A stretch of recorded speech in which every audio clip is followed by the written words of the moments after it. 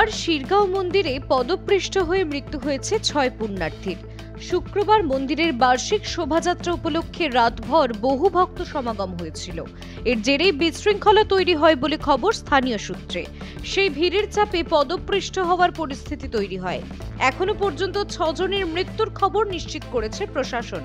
অভিযোগ, রাত যত বাড়তে থাকে পরিস্থিতি নিয়ন্ত্রণের বাইরে চলে যায় মন্দির কর্তৃপক্ষের। অনেকেই ভিড়ের চাপে পড়ে যান। আহতের সংখ্যা কমপক্ষে 50 জন।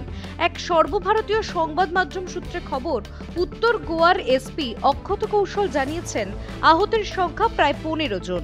শিরগাঁওয়ের লাইরাই মন্দিরে শনিবার ভোরে পদপৃষ্ঠের ঘটনায় এখনো পর্যন্ত 6 জনের মৃত্যু নিশ্চিত করেছেন এসপি। প্রত্যক্ষদর্শীরা জানিয়েছেন ভিড় বাড়তেই কিছু মানুষ নিয়ন্ত্রণ হারান। হঠাৎ শুরু হয় হুড়োহুড়ি। স্থানীয়রা এবং মন্দিরের স্বেচ্ছাসেবকরা পরিস্থিতি নিয়ন্ত্রণে আনার চেষ্টা করলেও সম্ভব হয়নি।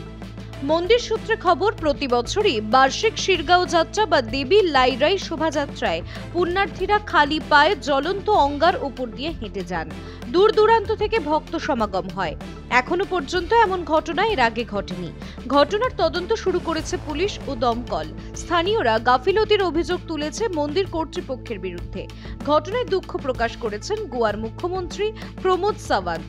আহতদের দেখতে হাসপাতালেও যান তিনি। Bureau report, news pole Bangla.